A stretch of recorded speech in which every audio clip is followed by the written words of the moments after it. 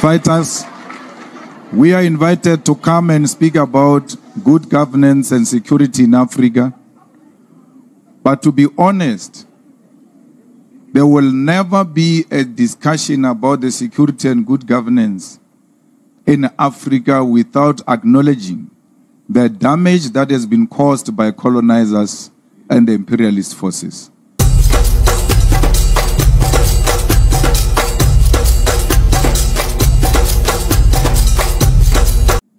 Africa's inability to be at peace with herself, it is necessitated by the fact that colonialists want to exploit our minerals without being held accountable. It is the colonialists who are corrupting the leadership of Africa and making sure that those who are not corrupt are replaced by the corrupt puppets who will allow colonialism to continue in the African continent. Any battle you can imagine anywhere in the continent, it has got everything else to do with those who colonized us before. Today, they want to choose who are the leaders for African people.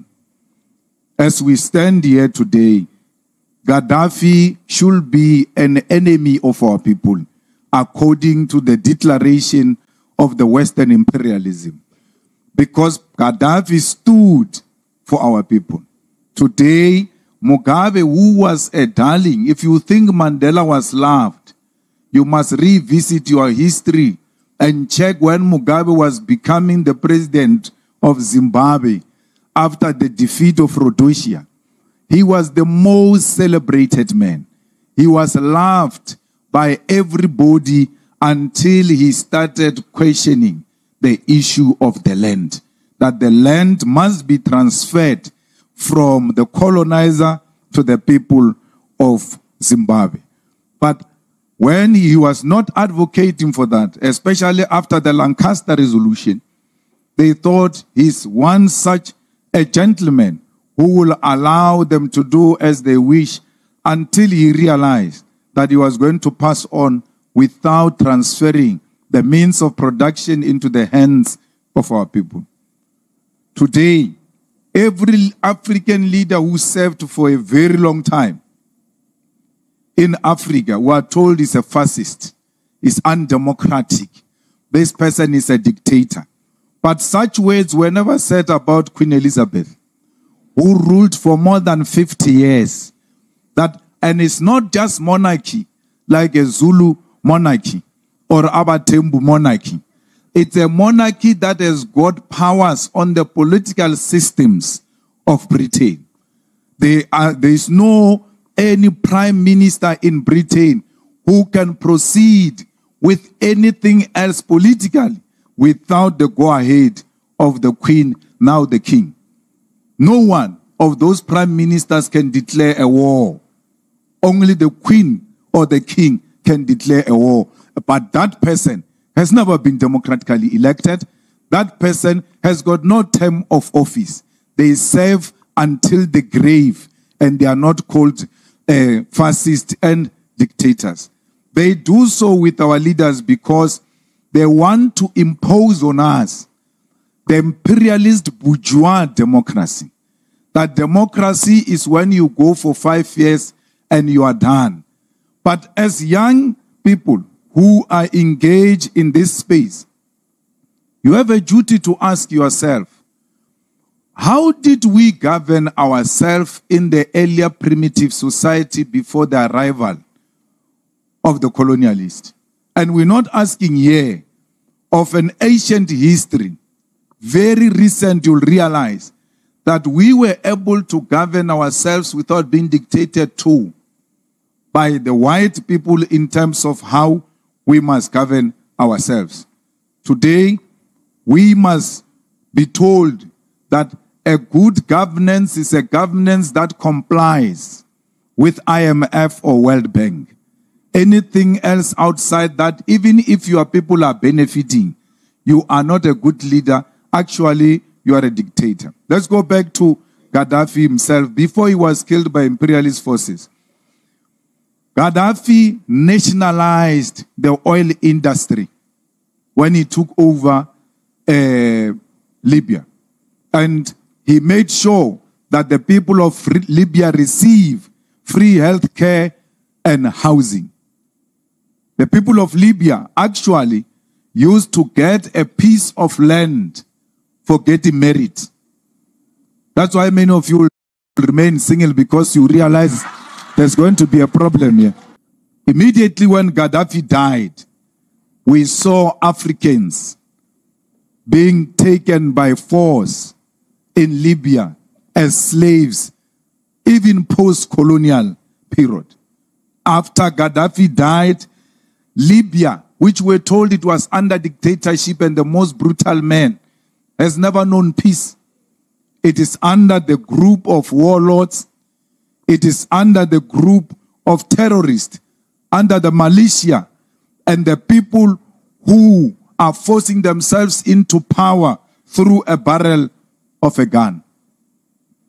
Today, one of the most unstable countries is DRC. Lumumba did not serve too long, because when Lumumba came in, they realized that this guy is going to create independence in the DRC, where the most strategic minerals are found. Since the passing of Lumumba till to date, DRC has never known peace.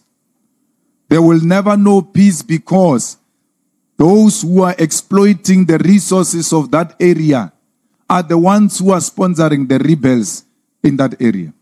They don't want authorities in DRC, because authorities will mean that we must also control the airspace of Libya. And when you control the airspace, you know which plane came in to do what and went out at what time. They are sponsoring rebels, doing land strips in the forests, where they land and take the minerals undetected and leave DRC. Today, DRC was supposed to be one of the most richest countries, but the imperialist forces will not allow it to be. So, Sankara was killed. And when you think Sankara was killed by his friend, that one was just the one who pulled the trigger. But there are brains behind that man who pulled the trigger, who, by the way, was a friend of Sankara. Burkina Faso would have been one of the most beautiful countries in Africa had Sankara lived long. The man who said to his people, here is the land, you must produce for the government and produce for yourself. Sankara, who loved education. Sankara, who gave our people health care. Sankara, who knew that there will never be total liberation of people if women are not liberated themselves. Sankara, who knew that a political activist must be equipped with theory of politics, because a soldier with a gun without political theory is a potential criminal. That's why political education is always important. Sankara, who said, I'm not going to be part of borrowing money from IMF and the World Bank. So these leaders, I'm singling some of them out, because I want to demonstrate to you that those who seeked good for us did not stay long. If you come to South Africa, Chris Sani's crime was not because he killed anyone, was not because he was mobilizing anyone. Chris was just speaking his mind. Not because he went to mobilize the people of Alexandra, not because he went to mobilize the people of Eastern Cape against what the negotiations was talking about. He just said, this is not what we went into the bush for. If we are going to take it through a barrel of a pen and we don't fight, then you must know we'll never realize that which we went to the bush for. And they realized that this man cannot be persuaded, not even by money. And they did not waste time. They finished him off. Because when we were negotiating for our democracy and thinking it's a peaceful transition from resistance to democracy, we actually found our leaders negotiating deals instead of negotiating for democracy. You need to go and do a research and ask yourself, when did the Vodafone deal come into South Africa? Vodafone. There were no cell phones. Vodafone was not here. Vodafone was negotiating with the apartheid regime just before the negotiations for democracy started.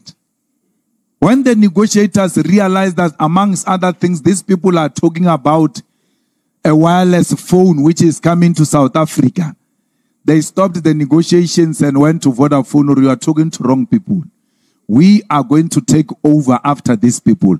Come this side, and even if you insist on that deal with those people, when we come in, we are going to cancel that deal. Go and check out who were the black people who were part of a deal of Vodafone, what you call Vodacom today. And you must ask, once you know their names, then go and check what was their role in the negotiations. Then you will have an answer why we are where we are. They didn't have to kill them. They just have to corrupt them and give them the necessary resource to undermine the African struggle. Eradicating neocolonialism in Africa is a complex challenge that requires a multifaceted approach.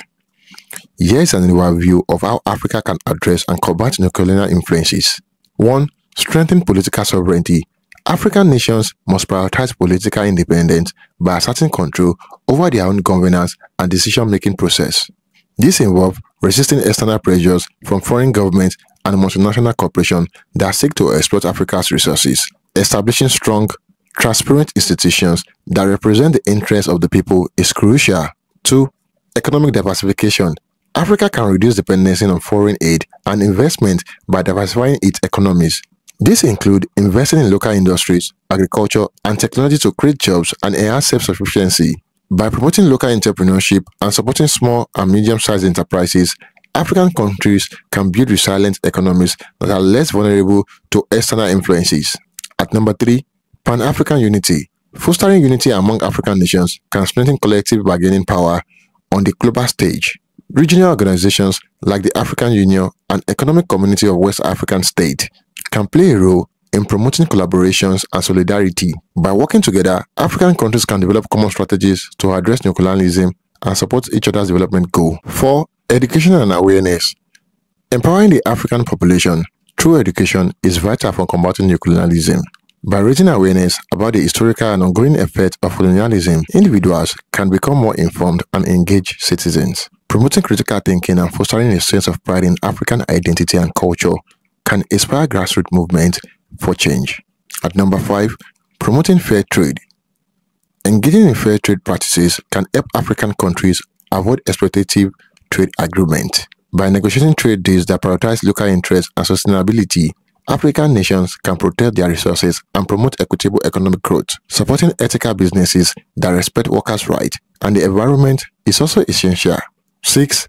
Harnessing technology leverages. Leveraging technology can empower African nations to innovate and build their own solutions. Investing in tech infrastructure and education can enable countries to develop homegrown technologies that meet local needs and reduce dependency on foreign technology and expertise. Lastly, advocacy and international solidarity. Advocating for international policies that support African autonomy and development is crucial.